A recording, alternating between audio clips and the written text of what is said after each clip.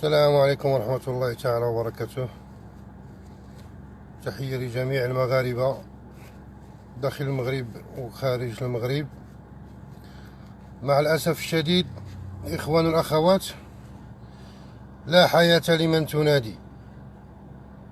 عينا نهضروا، عينا نتكلموا. بونجور مدام زهرة. عينا نهضروا، عينا نتكلموا. عياو الفيسبوكيين اليوتيوبرز كلشي كيتكلم، ولكن المسؤولين دايرين عين ميكا وما مسوقينش.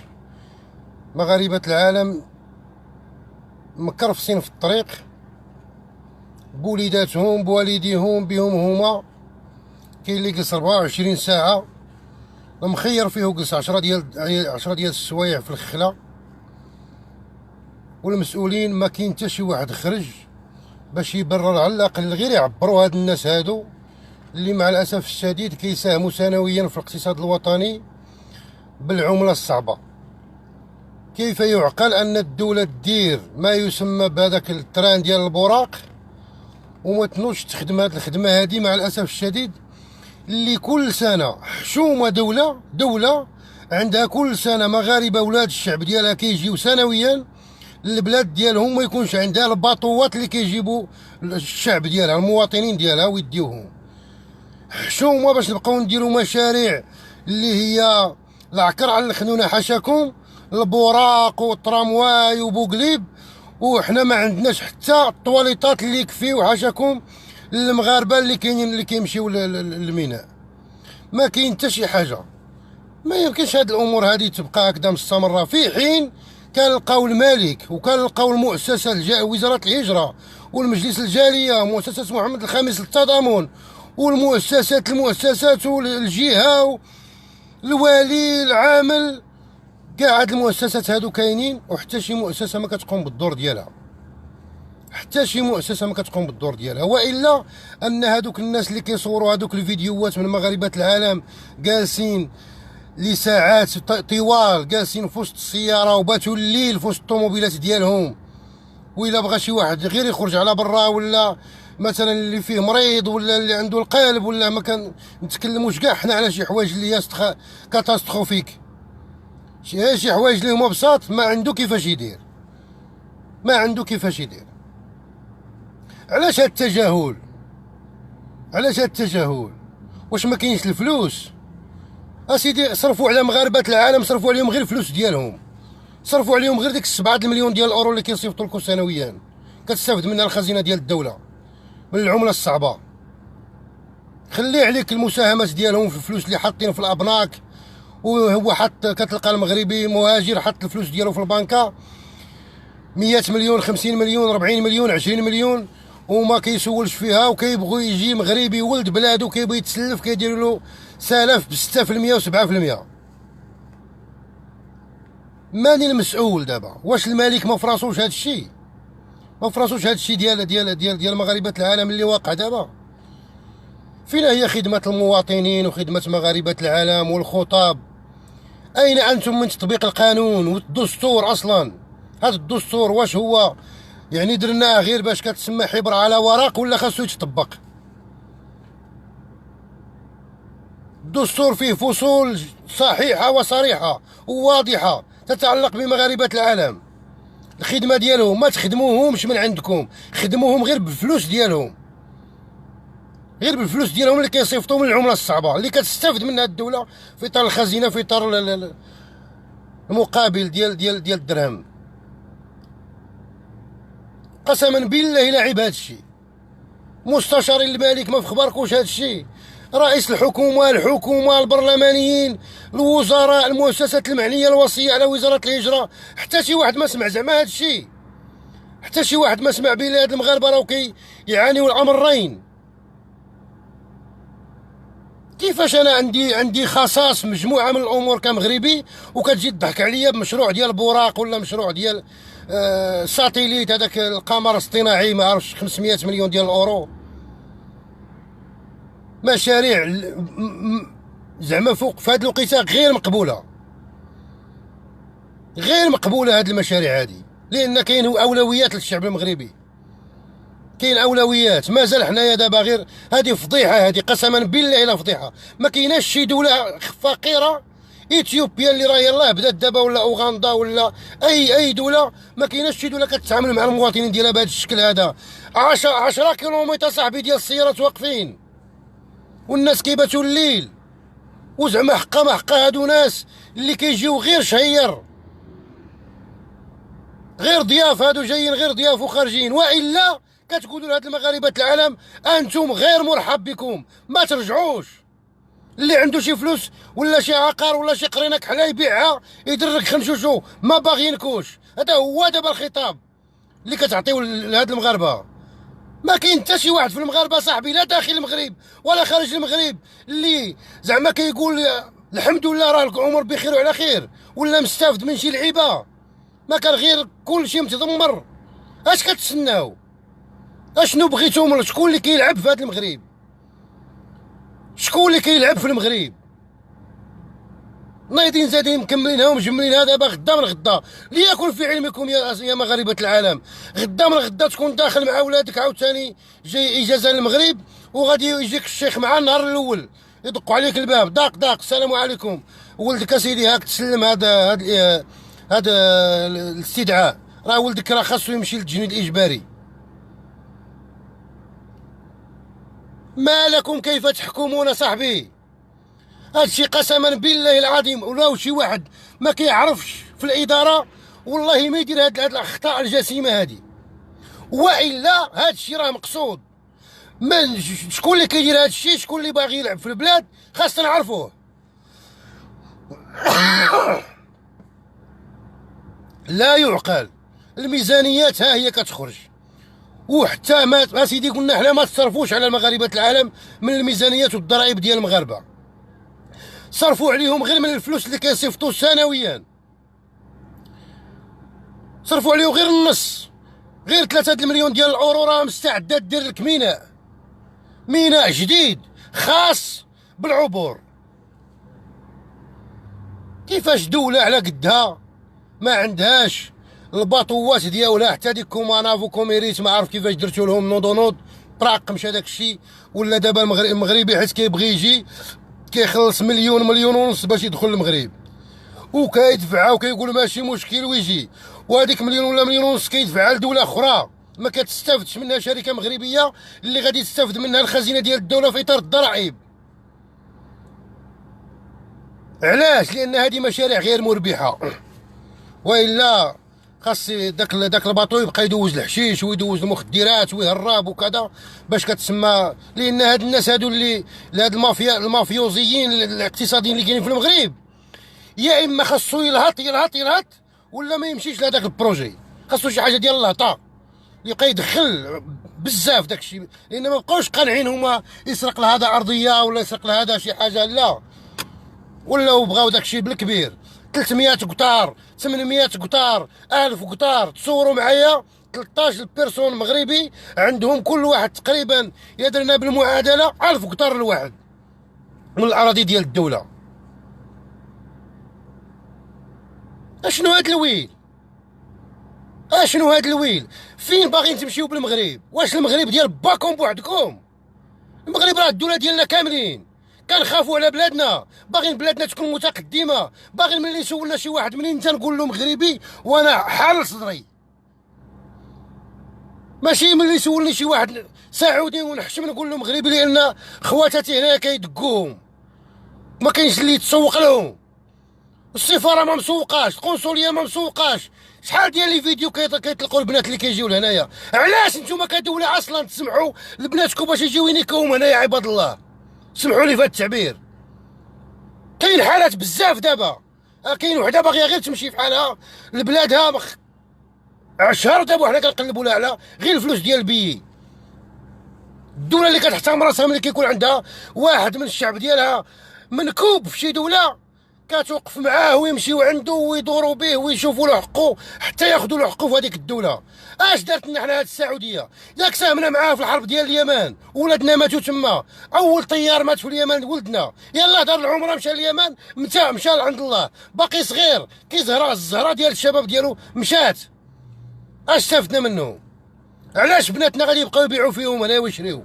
تجي الدريه لهنايا ما فاهمه والو، ما كتعجبش شي اسره كيعاودوا يطرقوها ب3 المليون لاسره اخرى، كتبقى مسكينه من دار لدار، حيت كتقولوا صافي كتعيق باللعبه. وهذا ميساج البنات ديال المغرب، لا تجيوش للخليج، راه ما كاين ما يندار، راه هي الويل قليل اللي كتلقى شي اسره اللي كتحترم راسها. اش كتجيو ديروا هنايا؟ جلسوا تما بعدا اللي عطا الله عطاه، راه بنادم كيتحرك وكيعاين الموت، الله ياخذ الحق. فهاد الدوله هادي اللي ما بغاتش زعما دير شي حلول بسيطه، زعما بغيتوا الحلول ما عارفينش الحلول، نقترحوا عليكم اخويا الحلول، ولكن غيروا كان ديروا بيهم، تبعوا المغاربه في فيسبوك. حتى حاجه ما مقاده في هاد الدوله ولا شيء، حتى حاجه ما كتفرح. ملي تخرج من دارك وانت في النكبات، وانت في الويل، وانت في تلاقى مع ابسط واحد مقدم ولا شيخ كتلقاه مقرفط عليك، داير عليك هو كولونيل، والنهب والسرقه وتحرميات وتشلهبيت في كل بلاصه. والقوانين القوانين القوانين القوانين، تشوف القوانين تقول الله يا ودي هذه احسن دوله في العالم، ولكن فين هذه القوانين؟ فين هي القوانين؟ من يطبق القانون؟ باقيين كنقولوها ونعاود نقولها ونبقى نقولها ينتبح. هذاك عليوه علاش خرج من الحبس وما تعاودش ترجع للحبس؟ مسؤولين كبار علاش ما تحاسبوش؟ تحاسبوا لنا مع خنوش، تحاسبوا لنا مع الناس، مع عباد الله صاحبي اللي يسرقوا المال، تحاسبوا لنا مع هذاك الزروط وزير الكراطه اللي راه دابا كيرأس لنا البرلمان. هاد وزاره الهجره دابا اللي ما كتشوفش المشاكل ديال المهاجرين، لاش صالحه؟ علاش كيتخلص هذاك ب6 المليون و7 المليون والامتيازات والويل وعنده ميزانيه خاصه؟ هذيك الميزانيه محتاجينها مغاربه العالم، اعطيوها غير للجهه. حتى هاد رئيس الجهه الياس العماري اشنو درت لمغاربه العالم انت كرئيس جهه دابا؟ قول لنا خويا، هاد الجهويه المتقدمه اللي غاديين بها دابا فين غاديين بها؟ فين باغي شنو واش كاين شي نتيجه؟ ولا غادي نبقاو غير نهضروا هكذا ونفرعوا في راسنا والهضره راه كلشي المغاربه عارفين، ولكن النتيجه واعطيونا النتيجه. المسؤولين، الملك لازم يتدخل في هذه الامور هذه لانه هو رئيس الدوله، ضروري التدخل منك يا صاحب الجلاله، ضروري، الله يرحم الوالدين. هذا الشيء لم يعد مقبول، على الاقل يكون استقلال حقيقي ديال القضاء. هذه وحده، هادو هما المشاريع اللي بغيناك دير لنا، استقلال حقيقي للقضاء، سواء القضاء الواقف ولا القضاء الجالس، والضرب من يد بيد من حديد على الناس اللي كيلعبوا في القضاء. ثاني حاجه مشاريع هيكليه، سواء قوانين ولا حتى مشاريع اللي هي استراتيجيه وبنيويه، المساله ديال المجال الصحي. هذا القانون الشؤم اللي غادي يخرج ديال الضرب في مجانيه التعليم يجب ان يلغى. هذا التجنيد الاجباري ما حكمه من الاعراب؟ شريحه كبيره من الفيسبوكيين وهما من الشعب ما قابلينوش. ماشي حنا ضد المؤسسه العسكريه، هذه المؤسسه العسكريه خاصنا الجنود دير غير اعلان وسياتيها الافواج وتنتقي وتختار الناس اللي يصلحوا لها. اما باش نديروا التجنيد الاجباري هكذا جزافا، علاش؟ هل المغرب في حرب ونحن لا نعلم؟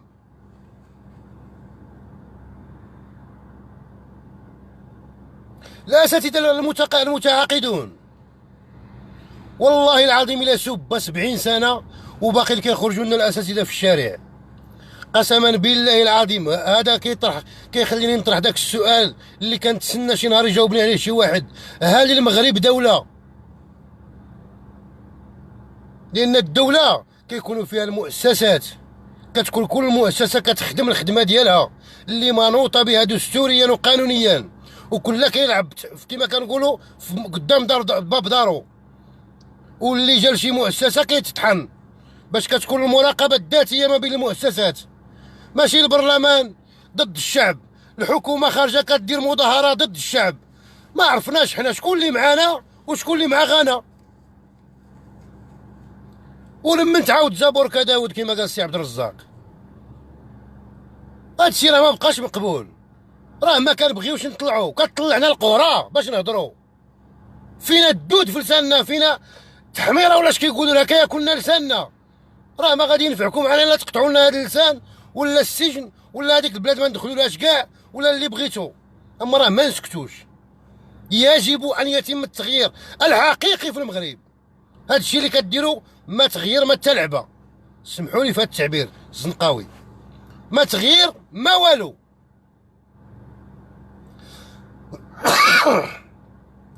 امور بسيطه قسما بالله لو درتو غير لجنه بسيطه من مغاربه العالم بصح يكونوا فيها الناس شرفاء من مغاربه العالم. ما احنا انا ما كنتيقش انا في شي واحد ياخذ وزاره الهجره ولا مجلس الجاليه وجالس لي في المكيفات وما مسوقش كاع لمغاربه العالم.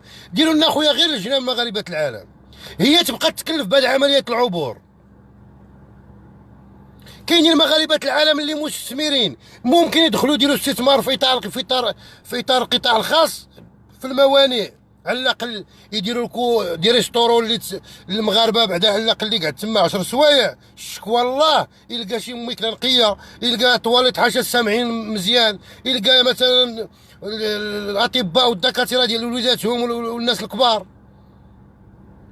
ولا غير دابا حنا طارقينها على الله بحال شي واحد كتسمى المغرب راه غادي غير على الله.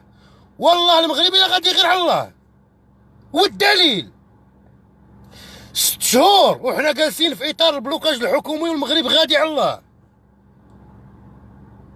وهذا البلوكاج الحكومي داز ولم تتم محاسبه المسؤولين واللاعبين اللي لعبوا في هذا البلوكاج الحكومي اللي مازال كذلك نطالب. غادي نبقاو نطالبوا حتى نتبعوا، نطالب الملك بفتح تحقيق ويعاقب الناس اللي داروا البلوكاج الحكومي ووقفوا المصالح ديال الشعب.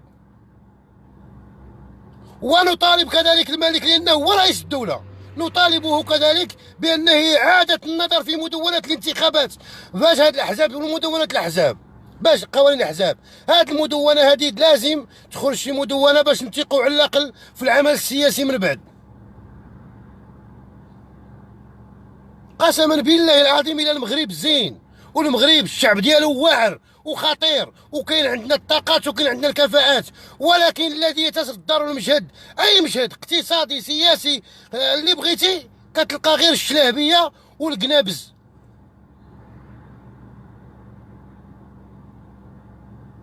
ما يمكنش والله اخوتي ما يمكن.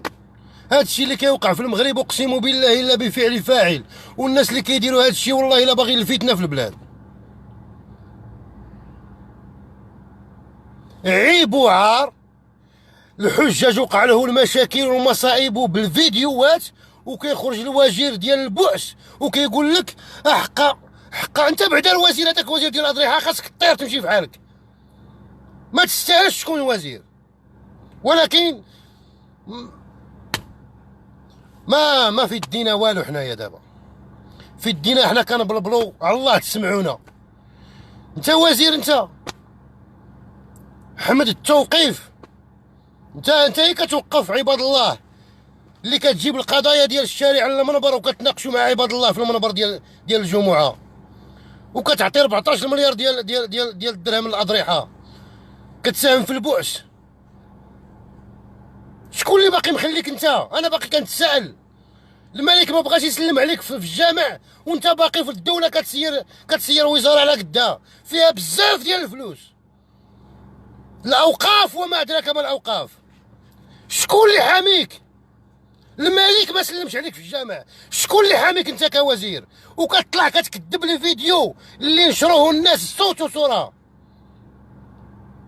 ديال الحجاج. ايوا حتى هاد الفيديوهات ديال مغاربه العالم اللي بالاف بعشرات الكيلومترات حتى هو خرجوا كذبوهم وقولوا هذوك الناس راه في جزيره الوقواق، هذوك راه غير كيضحكوا، راه قاعدين تما دايرين العرس، هذاك شي عرس، هذاك راه واقيلا شي عرس.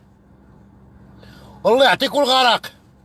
هادشي اللي تقنا لكم ندعيو عليكم، الله يعطيكم الغراق، الله يسلط عليكم القمل والضفادع. هادشي اللي طلبنا لكم اللي طاقتنا ليه. اما حتى الانتخابات انا شخصيا ما عمرني ما انتخب، ما شي اسمه ما صوتش، ما عمرني امنت بالعمليه الانتخابيه والو. حتى لي كونكور دوزت لي كونكور بزاف. دابا هادو اللي كيطالبوا بالتجنيد الاجباري، انا واحد الوقيته كنت كنمشي ندوز لي كونكور ديال لي زوفيسيي ولي كوميسير، دوزت شي 3 المرات ل 4 المرات، لدرجه واحد النهار جاني واحد قال لي انت مين؟ قلت له انا من الجرف. قال لي الجرف الملحه؟ قلت له لا، من الجرف الرشيديه. قال لي وجيت لهنايا لتازا؟ قلت له وراه جاي باش ندوز. قال لي شتي هاد الاوراق هادو اللي ملي كتكملوهم راه اقسم بالله العظيم ولدي الا كنحرقوا الكراطن. كان هذاك اخر كونكور دوزتو في الوطن ديالي. انا ماشي مهاجر، انا مهجر قسري. وهادوك الناس اللي واقفين بالالاف ديال الكيلومترات هادوك مهجرين قسريين، مئات الكيلومترات واقفين السيارات، هادوك مهجرين قسريين. حتى واحد ما كيهرب من دار العرس، كامله باغيين نقعدوا في بلادنا ونخدموا بلادنا. علاش هذيك الدول تستفيد من الطاقات المغربيه اللي كدوز التكوين ديالها كامل داخل المغرب، وتصرفوا عليها من الضرائب ديال الشعب المغربي، وملي كيولي دكتور كتبقاو لاصقينو بحال الشافعي حتى كطيروه كيطج كيهرب من البلاد. وغير الشافعي، رقيه الدريوش، وغير رقيه الدريوش الصحفيين اللي خرجوا بزاف، وراه الناس اخرين راهو في الحبس، وناس راهو اش غادي نقول لكم. راه حنا باغيين التغيير يا جلاله الملك، بغيناك تسمع للشعب المغربي. حنا كنطبقوا معاك الدستور وكنطبقوا معاك حرفيا، ونكون سعداء بما ياتي في الخطابات الساميه. ونهار شي واحد كيخرج يتعاون معاك كيفضح الفساد منا ولا منا، كيجمعوا معاه كيطرقوه كيزيد مع الطريق، اما يسجن اما لا يعقل هذا الشيء، لا يعقل، ولم يعد مقبولا ان نستمر في هذه الطريق. ما بقالناش الوقت، الامم كلها تتقدم. اثيوبيا دابا سيروا طلعوا على اثيوبيا، ياك مشيتوا لافريقيا كتستمروا في افريقيا وطليتوا على افريقيا بحال الا ما عمركم عرفتوا افريقيا. سيروا شوفوا الدول، شوفوا جنوب افريقيا فين وصلات، شوفوا اثيوبيا فين وصلات. حنا ما نقولكوش كاع تركيا، ما نقولكوش سنغافوره، ما نقولكوش اليابان اللي ما عندها لا ارض لا حتى شي حاجه، وجزر كل شويه جايو الزلزال، ومع ذلك هي دول ما شاء الله يضرب بها المثل في العالم. حنا علاش ما نكونوش حتى حنا بحال الدول؟ ما السبب؟ اشنو السبب؟ حنا ما نكونوش دولة كتحترم الشعب ديالها ومتقدمة اقتصاديا.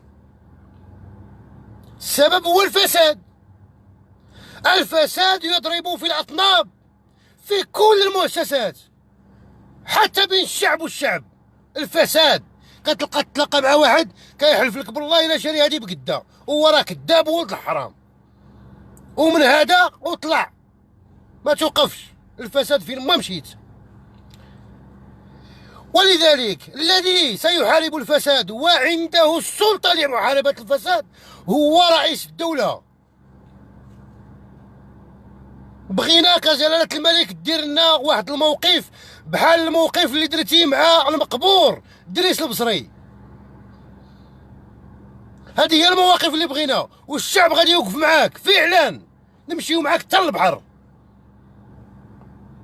ومستعدين بلا تجنيد اجباري بلا يحزنون، نمشيو عريانين الصدور، لان الدوله ديالنا وهذاك الوطن ديالنا، وحب الاوطان من الايمان، وكنحبوا الوطن ديالنا بترابو بشعبو.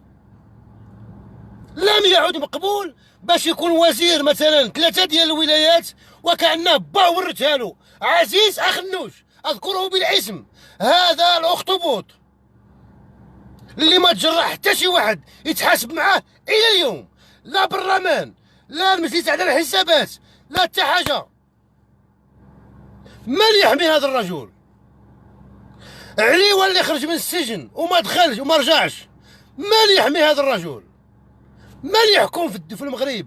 واش كاينه فعلا كما قال بن كيران وكما قال اليوسفي؟ هل هناك دوله داخل الدوله؟ لان هادشي طلع لنا في الراس، طلع لنا في الراس. مغاربة العالم ماشي مهاجرين بالطيب خاطر، مهجرون متوحشين البلاد. بغينا نهبطوا لبلادنا، بغينا نسيروا صلة الرحم مع البلاد، بغينا حتى حنا نشموا البحر ديال بلادنا، بغينا نشوفوا البحر التراب ديال بلادنا، ما خليتوناش. كتلقى في حين واحد مقالة تزفتة برلماني، واحد حتى لعبة ما سياسي جيبوا ديروا وزير المالية، واحد ما سياسي ما حتى حاجه، كل نهار بحال ضامه في جهه جيبوا ديروا وزير الفلاحه لثلاث ولايات، هو بعض من لسانو كيحلف كيقول لك اقسم بالله ما باقي نمارس العمل السياسي. من وراها بشويه دخل كيضحك علينا ودخل ولا هو رئيس تجمع الوطنيين الاحرار. اش هاد البؤس؟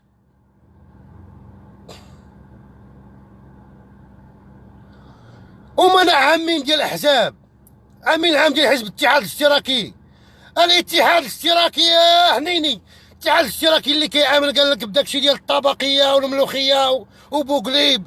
شكون اخويا عطاك الحق انت بما ان المبادئ ديالك اشتراكيه باش تمشي تنهب ارض الدوله في اطار ما يسمى باللائحه الشؤم ديال خدام الدوله، وانت سميتك فيها انت السي دريس الشقر؟ هل انت اشتراكي فعلا؟ الامين العام السابق ديال التقدم والاشتراكيه العلوي، هل لديك ما يبرر امتلاكك للقطارات بالمئات من الارض ديال الشعب المغربي؟ يلا قولوا لي بن شماس، كيفاش جيت انت رئيس مجلس المستشارين؟ بروا لي هاد الديمقراطيه الملوخيه ديالكو. المالكي، كيفاش جيت انت رئيس مجلس النواب؟ كيف جئت كرئيس مجلس النواب؟ وهاد الامور هذه كلها تطرح السؤال، هل فعلا المغرب دوله؟ مازال كنتسنى اللي يجاوبني، الله يرحم الوالد. الاحزاب السياسيه كلها باستثناء بعض المناضلين من داخلها عباره عن مافيوزات. ما عندكمش الجرأه. فالحين غير حنا قدمنا شهداء وحنا احزاب وطنيه، انا كنتكلم بطبيعه الحال مع احزاب الكتله والاحزاب التاريخيه. اما داك بوكليب ديال الاصاله والمعاصره والدستوري وداك اللي جا من الفديك وانت جاي، هذوك انا كاع ما كنهضر معاهم، هذوك ليست باحزاب، هذيك بحال شي كيكه.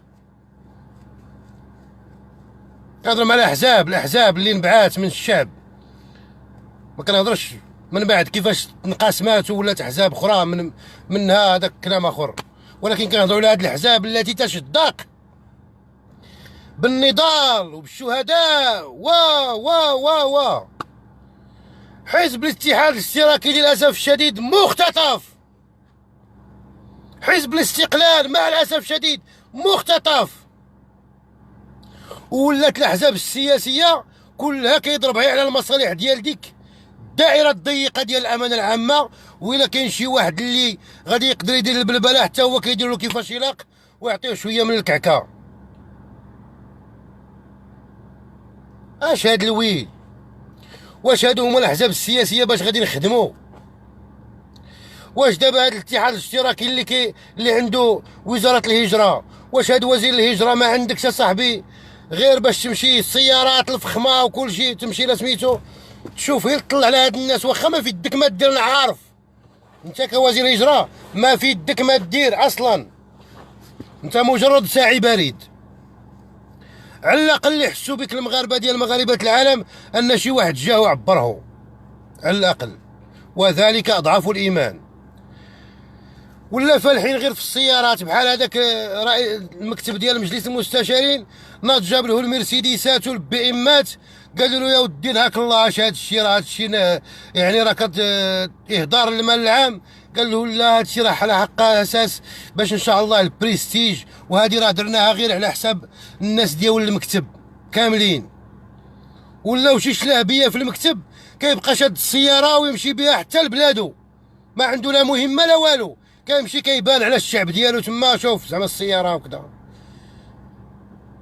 والوزاره هما عندهم سيارات والسكن والاواني الفضيه و7 المليون وزيد وزيد وزيد وزيد. والشعب المغربي ملي يهضر ولد الشعب اما تلصقوا لي ما شي تهمه، ولا دابا انتم جبتوا له هذا الحل ديال التجنيد الاجباري غادي تلقطوا يماه وتصيفطوه.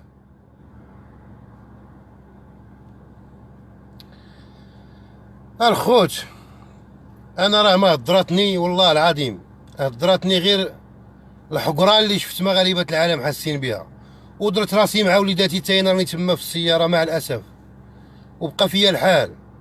وقلت نتكلم على الاقل نفضفض انا بعدا نخرج هذا الشيء اللي في قلبي، الله ياخذ فيكم الحق. ولكن هذا الشيء كله ما خصوش يبقى غير كلام، ما خصش تبقاو غير تهضروا. هاد مغاربه العالم دابا اللي واقع لهم هذا الشيء، ملي ترجعوا خاصكم تكونوا رجال وعيالات. انا كنحرضكم، هذه راه جريمه الا بغيتوا اعتبروها جريمه، انا كنحرضكم تكونوا رجال وعيالات. كيفاش؟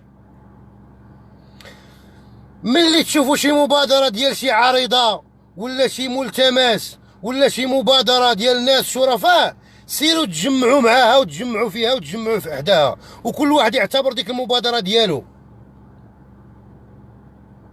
تجمعوا وما تدوز لكوش هاد المصايب اللي دازت دابا في هاد الايامات مع وليداتكم ومع والديكم.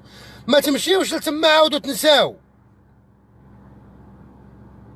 حيت تشوفوا شي واحد من مغاربه العالم داير شي مبادره واخا ما غاديش تستافد منها، انت سير تعاون معاه بسينياتور ولا برقمك ولا بسميتك ولا بالصوت ديالك، ولا خرج محداه الا راك في نفس المدينه باش يستافد واحد اخر معاك. شوف دابا انا اعوذ بالله ما قلت، انا ما مضرورش في هذا الشيء ديال مغاربه العالم تما في هذيك داك الشيء اللي راه واقفين، ولكن كنهضر لي من الوطنيه، كنهضر من الغيره، كنهضر لان هذوك خوتي.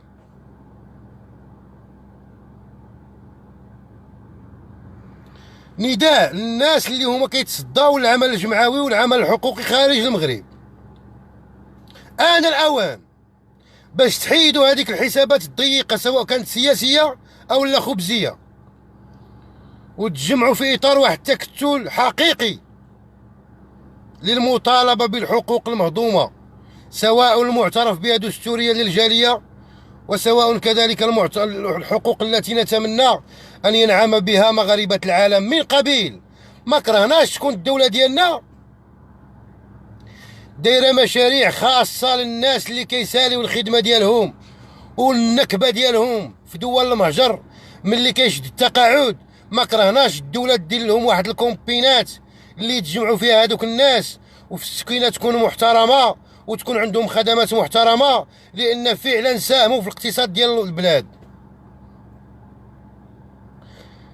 المهم الخوت راه كاين من ما يتقال، ولكن الا هزوا مغاربة العالم غير كلمة وحدة: اتحدوا يا مغاربة العالم،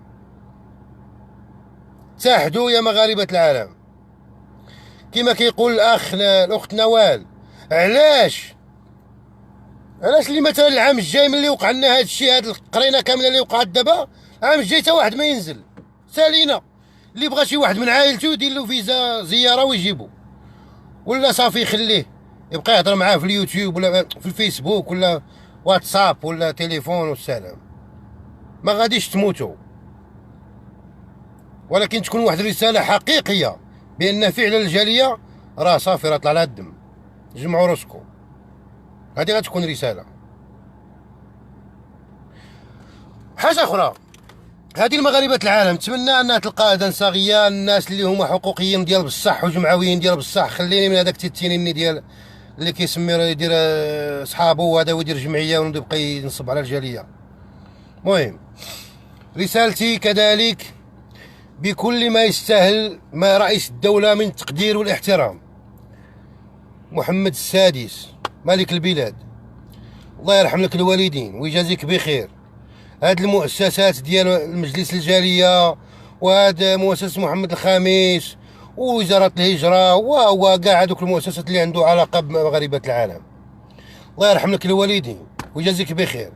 الا ما هذوك غير دير له اعفاء وصافي سالينا. ما الا بغيت دير فينا الخير تحاسب معاهم فين مشاو الفلوس والميزانيات اللي كان سميتو، وقول لهم صافي السلام عليكم، الغاء هذاك التخربيش لان ما دير والو، ما كايناش نتيجه. ثانيا الله يجازيك بخير، دير لنا واحد الصندوق ديال الجاليه المغربيه بحال الصناديق اللي راه كاينه، صندوق يكونوا كيشرفوا عليه الناس ديال الجاليه، والحسابات ديالو تكون مضبوطه وتنشر في تقارير سنويه، باش داك الصندوق تبقى تهز منه واحد النسبه من ديك الفلوس اللي كتدخل في اطار التبادل المالي اللي هو كيتحدد حاليا في 7 مليون ديال الاورو. بقاو تهزوا لنا خويا 1 مليون ديال الاورو حطوه تما، الا مات لنا شي واحد في الخارج نهزو من ديك الفلوس ونجيبوه لبلادو. الا شي واحد عنده مشكل اعطونا حنا غير من فلوسنا، ما بغينا من الميزانيات ديالكم والو. غير حاولوا تخدموا ديك الميزانيات في التعليم والصحه وتعاونوا بها البلاد. كذلك اخر رساله كنتمنى يتم هذا، الا درناه في المغرب كونوا على يقين غادي نبقاو ننتقلوا تدريجيا للدوله ديال الحق والقانون، وهو استقلاليه القضاء، استقلال القضاء الفعلي. رئيس النيابه العامه عبد النبوي راك ملزم باش ترجع هذاك عليوه، لان انت رئيس النيابه العامه، انت السي عبد النبوي ملزم باش تفتح تحقيق في داك الامور اللي قال زيان، لانه يتهم مباشره اخ النوش بشي امور وعنده ادله. هذه هي باش تبرهن الناس السي عبد النبوي بان فعلا كاين استقلال ديال النيابه العامه. اما استقلال النيابه العامه باش تهزوا لنا مثلا المهداوي وتمشيو تقادوا الامور، هذا كلام اخر. بغينا استقلال حقيقي، بغينا تطبيق القانون والقانون فقط، مابقاش باك صاحبي. وهذا هو اللي كاين.